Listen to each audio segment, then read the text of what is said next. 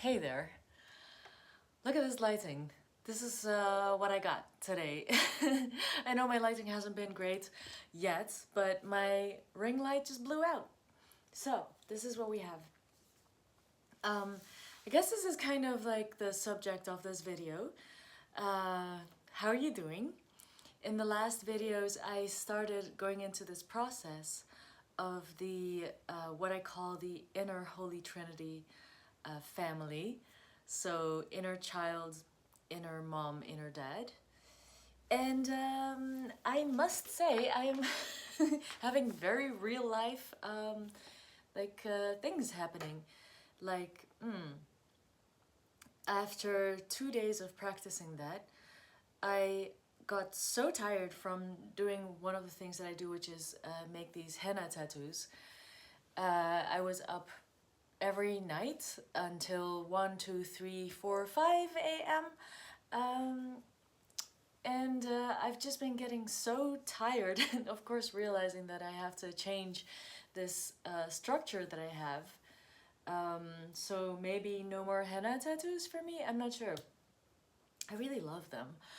But yeah, and getting so tired that I actually couldn't really feel these subpersonalities anymore.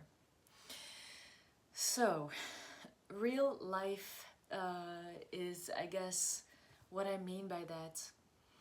Things don't go as planned, and I don't have access to those subpersonalities. I think what I'm learning is that the problem is quite big. I was explaining how. Let me tell it like this. I went to the sauna today with my friend. I really felt like I have to see my friends, and so I saw one friend on Monday, the other on Tuesday, and now it's Wednesday, and I'm just so grateful to have them in my life. There's another whole thing going on in the background that I can't really talk about. And it's taking up a lot of my energy, and I'm always treating everything like a process, like I'm probably learning a lot from this, learning about myself. But yeah, all of that together has made me so tired, apparently, that I can't even feel much else. So it feels like I'm this bundle of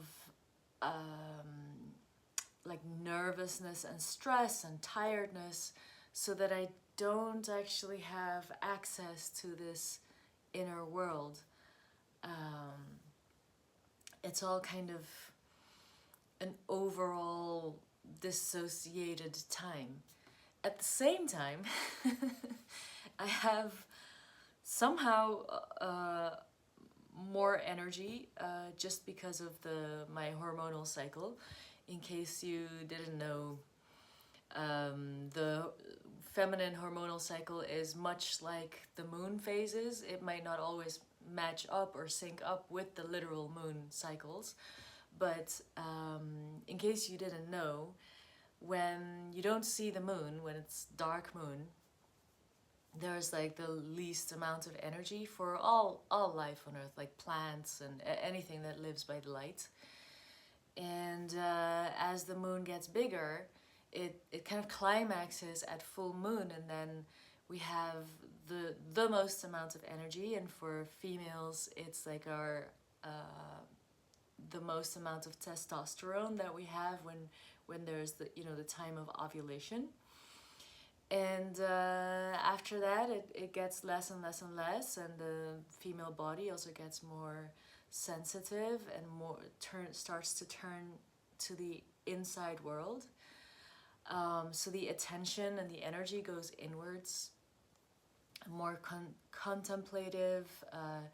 There's less energy in like the muscles, and a lot of women might, once you start tracking it as a woman, you will start to just notice so many things. It can actually help you be less insecure, just because you understand the mechanics of it. It's not like I always joke with my friends that like you lose access to a whole lot of brain power that you might be used to having. Like for me, I have access to this encyclopedia, like this library of facts. But then when I get towards that dark moon phase and turning inwards, it can be like I can't remember words, names. There's more of a feeling sense of what I'm trying to, excuse me, what I'm trying to express, but I can't necessarily find the words. After so many years of really understanding and harmonizing my life with my hormonal cycle, I just even don't care. I don't care about the whole linear way of thinking when, yeah, when my energy starts turning inwards. But to get back to this whole process of this inner family, I am in the phase now of like my energy and testosterone levels rising, and so I'm like super tired, and I don't have access to my inner world, and at the same time there's like this fire blazing and being like, we gotta go do this and we gotta go do that, and I'm like, oh god, okay, that's what we're doing, I guess. Yeah, so I think I also talked about before that so I am kind of living the life of someone who has a very complex personality. I have many paradoxes in my character, and so I investigate my astrological chart, and I've been trying to, like, my human design chart has told me that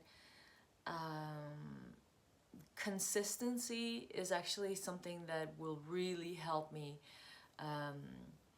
to build energy, to be able to have energy to do projects, all the things that I want to do.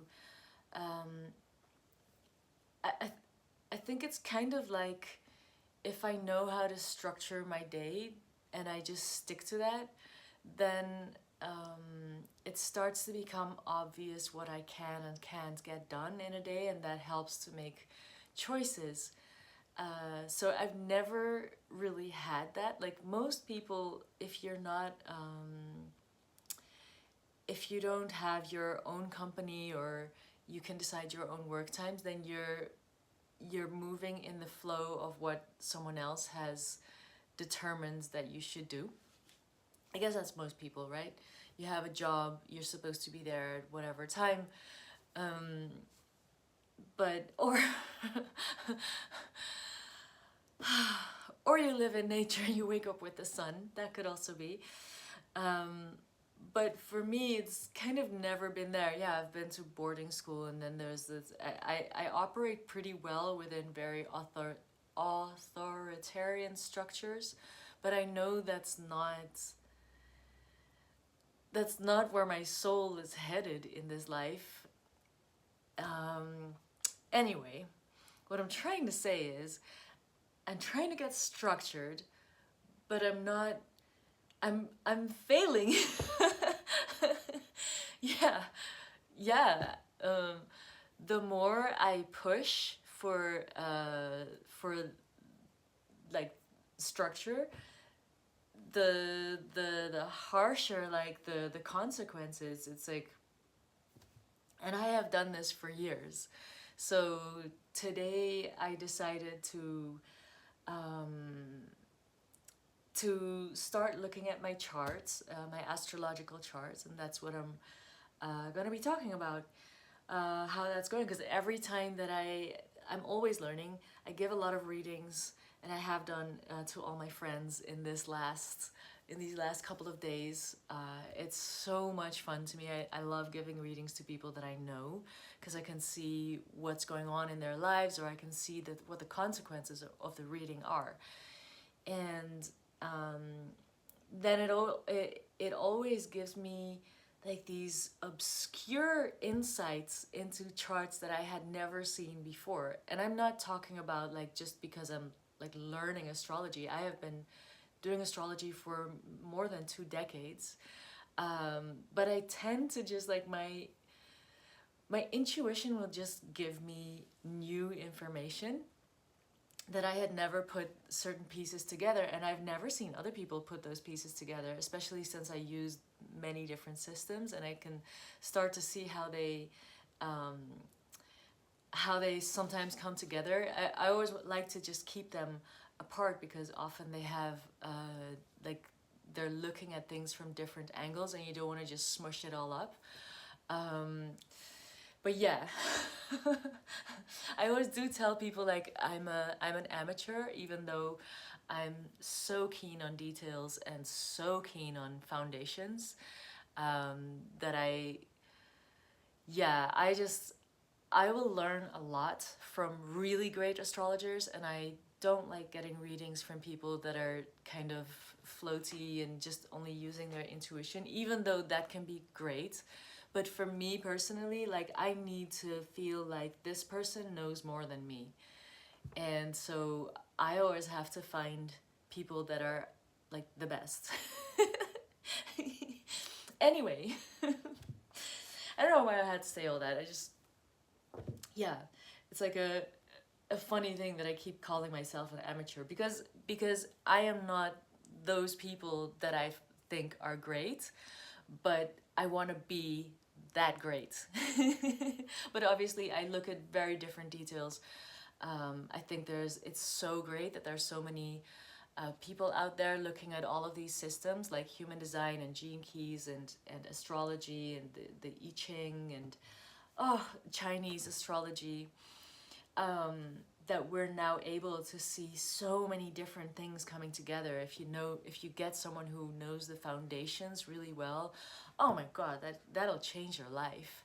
So what I'm saying is that I went back into my own charts to see if I could solve this riddle of what actually is going on with structure. Why is it derailing every time I put in effort? I'm getting a lot of answers. I'm getting very interesting answers, even to questions that I hadn't asked or that I hadn't realized that I was curious about. And I'm kind of wondering how I'm going to explain all this. I think I need to take a break and then dive in and show you some of these things, and this will be from here on in. It'll be very much for people who are very interested in astrology, maybe some human design, because I think it's really interesting, especially if you're like me and you have a very complicated chart with a lot of paradoxes. It just gives so much permission or just recognition of who you are, so that then you can make conscious decisions about how to make it all work. And I tend to, in giving readings to people, I tend to come up with just ways in which they can look at their personality, which you wouldn't know if you don't know the foundations and the energies of the planets and how they're interacting.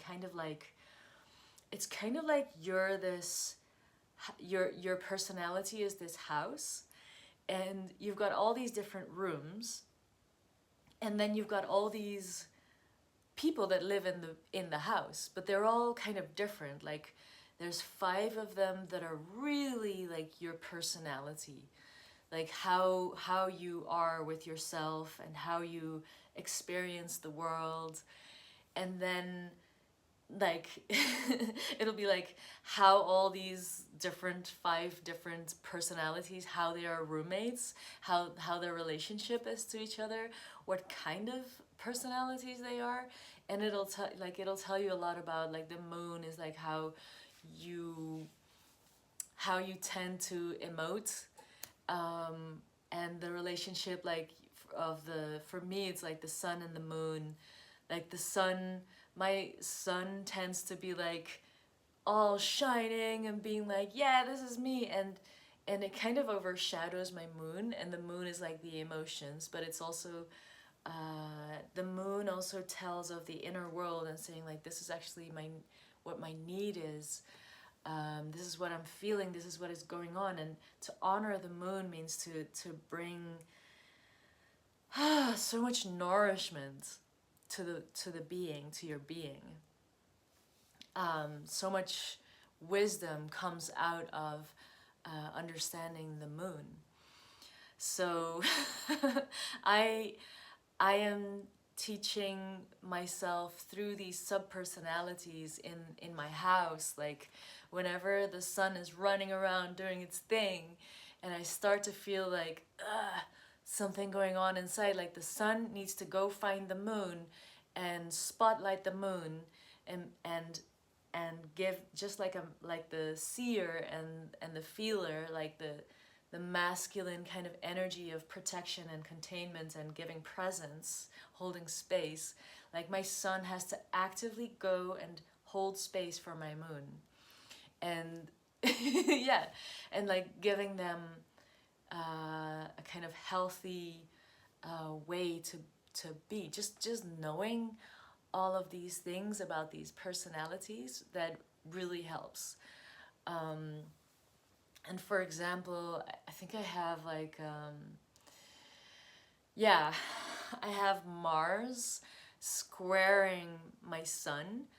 So let me see, how would I put them in this house? It would be like in my personality, which is this house, the sun and Mars kind of tend to have a lot of friction. They might argue, and Mars is like the ego. It's the one that shows up as the body, like this is what the body needs, this is what the body is about. You know, Mars is just like, it is what it is. You get what you see. It just reacts. That's Mars. That's how the ego gets trained, you know, to have to be able to survive. So my Mars is in the diplomacy world of Libra. So I have a Libran Mars. And Libra is, like I said, about diplomacy. It usually will just not want to have conflicts. So my Mars, as needing to be that kind of energy that sets boundaries, that reacts and is like, no, or yeah, I want this. It conflicts with my sun, because my sun is a Capricorn daddy. And so it is all about take responsibility. So anytime, so this issue that I'm not like really ready to talk about, like what it is exactly, has so much to do with social conditioning. Now there's where diplomacy is all like, if you're very diplomatic, it's all about like, does this fit with the narrative and stay out of conflict. And yeah, so if you if you have like a Mars like that, and yeah, it's like this, the sun just kind of tends to push my Mars down and being like, yeah, it's more important that we take responsibility than allowing like even my moon in the emotions to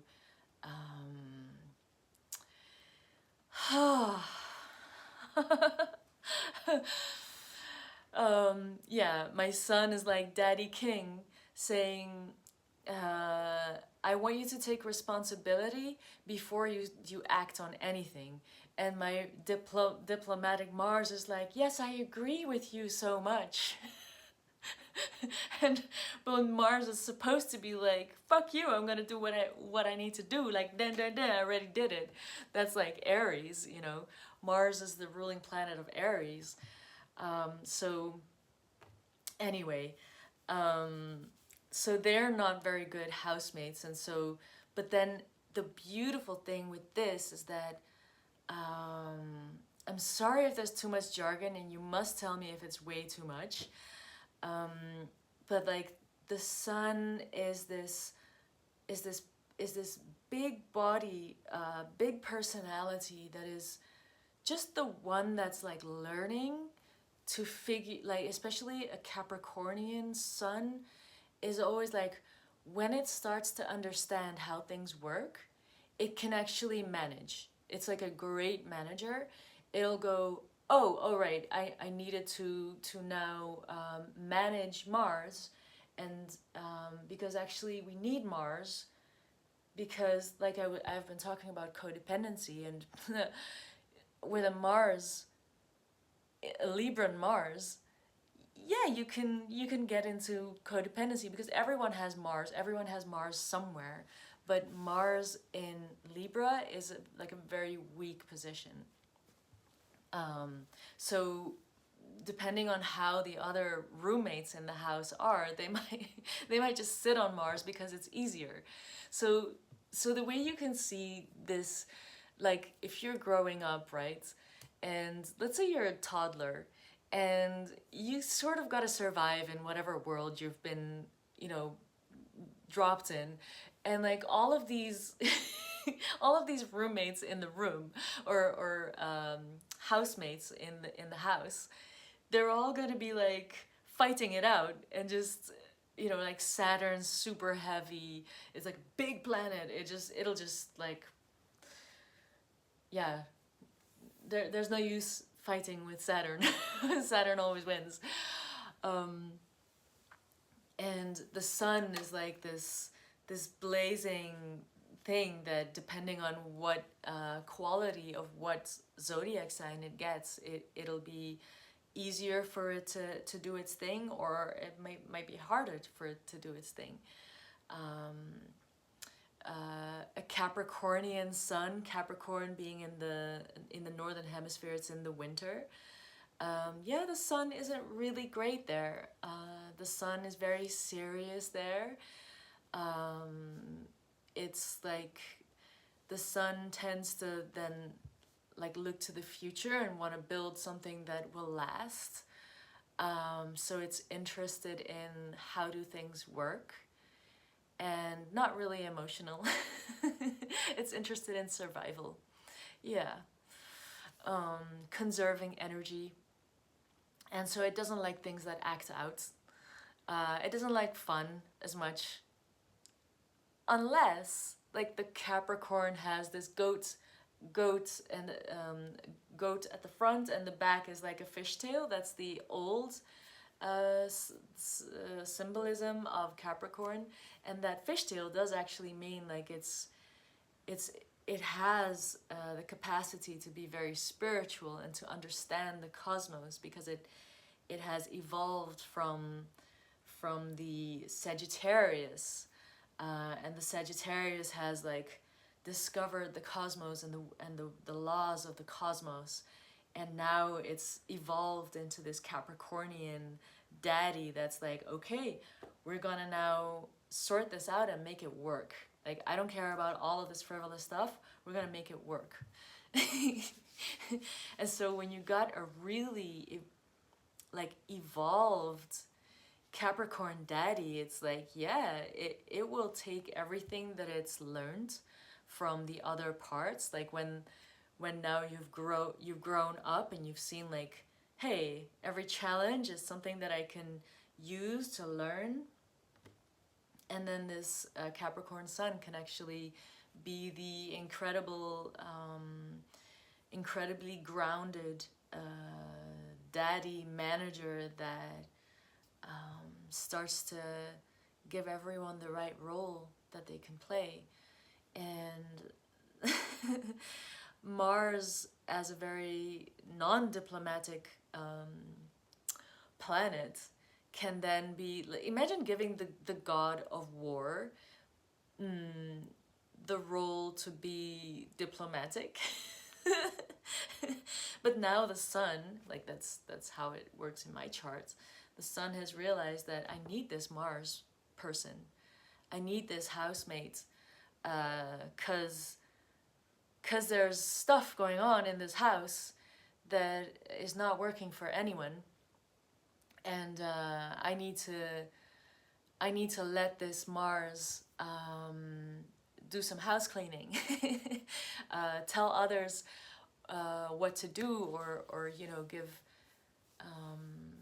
let it act out some of these conflicts, let it help the moon to channel out some rage or anything. Like whenever it comes up, whenever anger comes up, my son will go, will understand, like this moon person in the house, this other housemate, that's this very sensitive moon.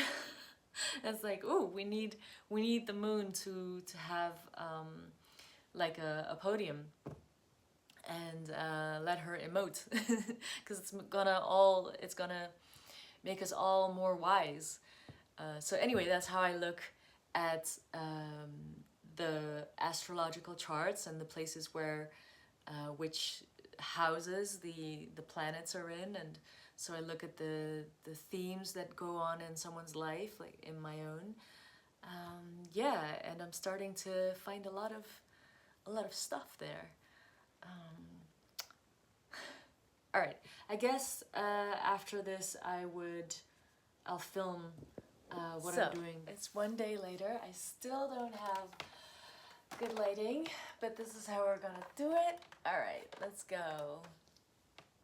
So now this is my charts. This is what a birth charts can look like. I have a very particular one. Let's see if I can show you. Yeah, that's the right one. Okay, so this is the 4th house, and it's the area of life that is all about the family and the home. And here there's a lot of planets, and here there's a lot of planets as well. This is the 6th house of home and daily habits and rituals and things like that. And those are most of my planets. Now, another place that is important to always look at is the ascendant, which is right here. That's the 1st house. That is all about the self and what kind of a person you are. So I have a bit of a watery personality. I'm quite emotional. But this sign over here, that's called the North Node. And I'm just going to remove that, but the North Node is about the quality that my soul came to this life to learn about. So my soul actually came to learn about being emotional and what that's like. And when the North Node is in one side, then it means that the South Node is right on the opposite end. So if you believe in reincarnation or things like that, then it's like here at this place would be all of the things that I learned in past lives that I am not here to do anymore. So this is the sign of Capricorn, and anything within this sign, which is these two and the South Node, they are all going to be inflicted with the kind of Capricornian qualities, which are soberness, which are all about building things, being very grounded. It could be ambitious. It could be very judgmental. Capricornian qualities, and this doesn't have to be like people or their characters specifically, but I have noticed the people that I do readings for, that when they have a lot of Capricorn qualities, I can usually tell them that internally they may struggle with judgments. And specifically, they'll think of things being either good or bad. And it's very hard to get out of that. And they usually, Capricorns are judgmental about themselves. And it's sort of the Capricorn and the Saturnian energy, because Capricorn is ruled by Saturn, that's this planet right here. So this whole picture is like kind of like a representation of where the planets were when I was born, at the moment that I was born. And so my Saturn here is in this sign, in Libra. Now, what I was saying about Capricorn and Saturn, they're very heavy. They're kind of about the law. I've just recently been giving readings to a few people that had, just going to show you here, that had Mars. This is Mars right here. But I had given readings to people who had Mars in Capricorn, and it wasn't strange to me to hear that they were also, that they had court cases in their lives pertaining to anger issues and things like that, not of themselves, but people that they were in conflict with. And often if you have something opposing Mars, like on the other side, then that's called an opposition, and it can mean that there are people sort of projecting this energy onto the other. So someone had Saturn. That's how I draw Saturn. I guess I should draw it like this. So they had Saturn opposing their Mars, and Saturn can also represent the father, and the father opposing the person in court. So that's very specific. It doesn't always work like that. But what I wanted to show you about my chart, because I've been looking at how is this working for me to get structure in my life, and it's really difficult. Now, structure is not an easy thing to look at in the birth chart, at least not for me. I am not like a professional astrologer, but I do find it really interesting in all of the knowledge that I do have, and I do learn a lot, and also all of the foundations, and I focus on it a lot, and I find that I can really tell people stuff about their charts and about how their internal world works. Especially like here you can see in my charts, this is, like I said, this is the home, and you see 3 planets here. This is, like I said, Saturn. This is Pluto. Pluto is can represent survival mechanisms and like fears that are about do or die. Saturn can be very, can be the father figure, but it can also definitely mean that being very isolated. So I was definitely very isolated in my home. And then this is Jupiter. Jupiter's nice. Jupiter's all about expansion and gifts and making things bigger. So if you have a lot of like not so nice things going on, like I do here, just to show it a little bit, these guys over here, that was not a very happy combination in my home. And then this guy comes along and expands the whole thing and makes it bigger, and whatever it is, it just gets bigger.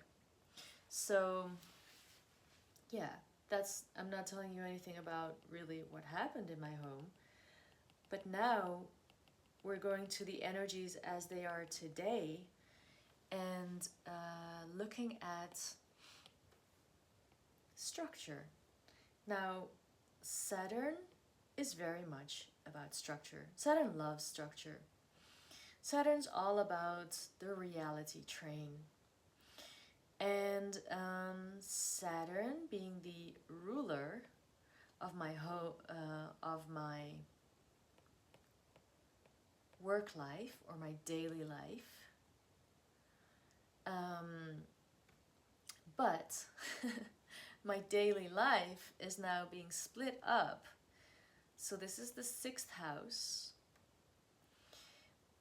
that is called the house of work. Well, career is more like the 10th house. That's more the visible side of the charts.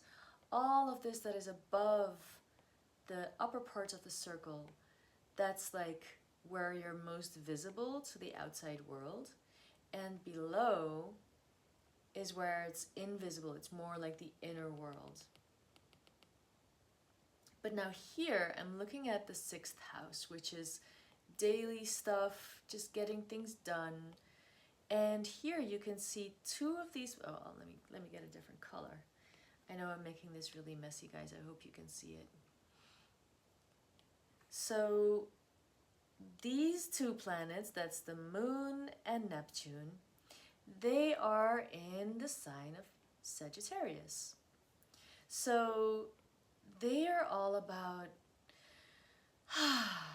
travel, and they like to learn new big things and thoughts and being optimistic, playful, just being darn like, yay, let's do this, let's do that, let's, they love being optimistic. But when things get heavy, there comes Saturn, like Capricorn energy, because all of these planets, they're so close together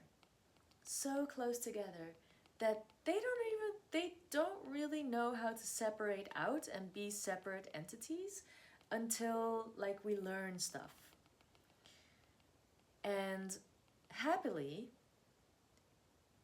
Sagittarius is really the energy of learning. It wants to know everything. How does everything work? And then Capricorn will come along and say, all right, we learned all that stuff, enough learning. Now we do things. This is the sun. So the moon is more about emotions. Neptune makes all those emotions really vague and big. And the moon in a fire sign, this is Sagittarius, you can see it's a red color. Well, now I draw over it, but it's dynamic fire. All of the elements are represented here. And all the red ones are fire signs. That's Aries, that's Leo, and this is Sagittarius. The fire of Aries ignites. The fire of Leo shines like a solid, bright sun. The fire of Sagittarius is dynamic. It's like, ooh, what do we do with all this fire? We're gonna learn new things. We're gonna move and make things happen and party. And talk a lot. Now you know me. But for me, this is the moon. That's the most important one. And the moon is feeling really fiery and talkative, and I need to process things, and I need to be spiritual. That's Neptune. Oh, spiritual. And I need to do it every day. Okay, so how are we going to structure that? Well, the sun can only learn. The sun is just there like, okay, so that's what we gotta do. I gotta shine on my emotions, on my spirituality. How do you do that? Where does it ever stop? Capricorn likes boundaries. Because whatever all of this vague stuff that we're doing, it's gotta stop at one point because we gotta do stuff. And here's my Mercury. Mercury is the planet of communication, of talking, of writing, of expression in the sense of communicating stuff to other people, of taking in a lot of data and emitting it out. Gotta talk about it, gotta tell people stuff. Actually, in Capricorn, well, Mercury likes to tell you about how everything works, the system, and to have everyone get with the plan. So now, structure. What are we gonna do with structure? Here's Saturn again. Here's my home life. Here's Saturn chilling with Pluto, right there. Saturn over here. And Jupiter. These two, they like to have things pretty and diplomatic in Libra. I know I'm telling you guys too much, so I'll cut to the chase right now. Basically what I'm finding out, just writing out all of these different things. Pluto is super obsessive. Saturn is like reality train. So Pluto is getting super obsessive about the reality train, and we gotta have everything under control. And it's also gotta look neat and tidy because we're in Libra. And this is my home. This is every day this happens. This must happen. This must happen. This is the energy of when I'm in my home. We must have structure, and I'm obsessed about it. And I'm gonna have big emotions in a fire sign, and I'm gonna be vague about it because I don't understand, and then I gotta be spiritual about it, and then comes in my son being like, oh my God, please, let's do something right now. I'm gonna be your daddy right now, and I'm gonna tell you what to do. And thank God we're filming all of this. Throw in my inner child. This is the 5th house. That's children and creativity. This is Uranus. This planet here, that's Uranus. It's my inner child saying, whoop-de-doo, guys. Whoop-de-fucking-doo. Let's be creative, and let's do it right now. Can you see the mess that's happening? And I'm like, I need structure. So yeah. It's one thing to find out. It's another to acknowledge. Then to start expressing, understanding that this is being expressed whether I'm aware of it or not. So now I'm gonna start listening to the energies and seeing how they're working, and you know, what kind of tactics I could use using all of these planets right here, plus this one, that's Venus, to see where do I have agency, where do I have power, and knowing that Uranus right over here is always going to be like, woo, I'm going to jump in and take over. Same thing for Saturn right here is going to be always in the background saying, that didn't go well, could have gone better. And my moon loving to learn new things and emote, big. My spirituality saying, yes, this is it, giving it context. My Mercury always wanted to explain the system, trying to build, film it all. And the Sun, yep, at some point it's got to lead to something. And my Sun is like, I gotta learn all this stuff because I can't make use of any of these things if I don't understand what they are. And they're all gonna be doing their own thing anyway. I better get with the program here.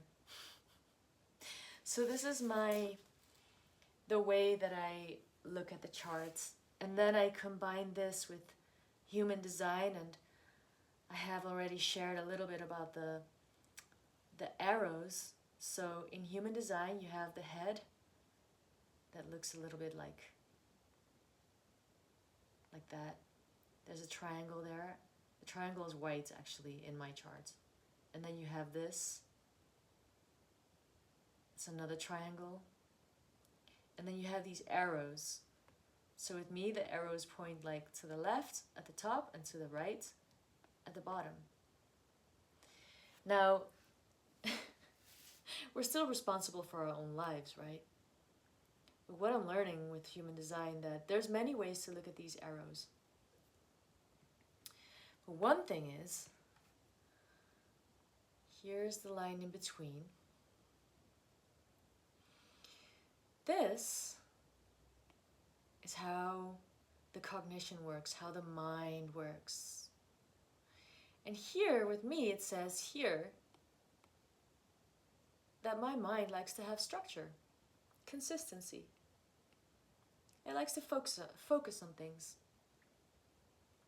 So, but here now you look at these arrows here, this is the life story at the bottom. And this says, these arrows here, they say, yeah, your life story is happening to you.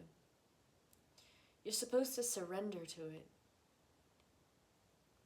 Now, I'm not sure if I have learned this correctly because it's pretty new to me.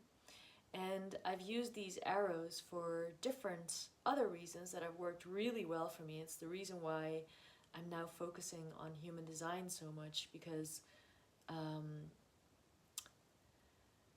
my energy is flowing so much better. I'm understanding myself so much better by using these arrows. But the way that I'm looking at this whole chart right now, yeah, is poor Sun is really needing structure, because everyone needs to figure out, like, oh my God, how am I going to do this? How am I going to do this? So my son is like, help!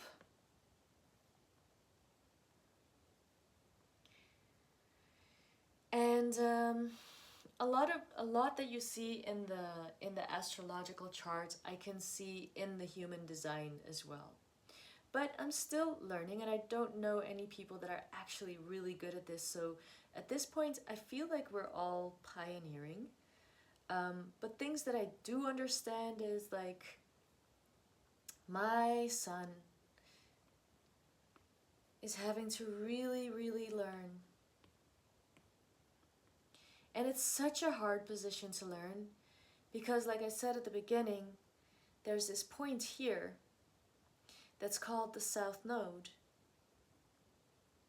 And this is the symbolism for it. Let's see if I can do that again.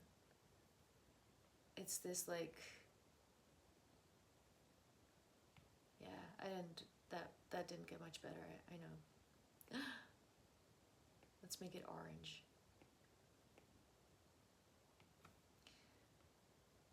It's this kind of shape. It's like the dark side of the moon. And yeah, it's in the same sign as the sun. So this poor sun is having to learn how to be a shining sun, be the boss, but also surrender. Surrender power, because the soul, my dudes, the soul is saying, no, we are moving this way. We are getting emotional in the Cancer. This is the sign of Cancer, right here. That's the sign. Oh, that wasn't good. That's the sign of Cancer right here. This one. Cancer is super emotional. So my soul would, when you see this, my soul already knows how to be daddy. My soul doesn't know how to be mom, how to be soft, how to care. And so, poor daddy's son over here is like, you want me to do what now? Okay, we gotta listen to mommy. Here's my emotions. We gotta take care of the emotions. What color should we give the emotions? Pink? Let's do that. Nice hot pink. Here's daddy's son. Gotta look after mommy. Mommy who's still growing. Mommy who's having to deal with Neptune. Neptune just being like, I'm gonna make everything much bigger, and you're gonna have to be real spiritual about it. So yeah, it can be a little bit of a mess. But this is the story that I'm living. And this is for me my own fun way to look at my own charts. When I look at other people's charts, it's very much more to the point. It's so hard to know your own charts, but there you have it. There's a fun thing happening. There's one way to investigate into your personality. And yeah. And then I gotta tell you, here's Mars. And Mars is like, if these are the different, all the planets are like the different personalities in your house. And like, this is your house. This is the energy that I live in. This is my house. These are all the sub-personalities, all these planets. And the themes that I live in, they occur mainly here, in the home life, in the work or daily rituals, and in the first house, finding out who I am.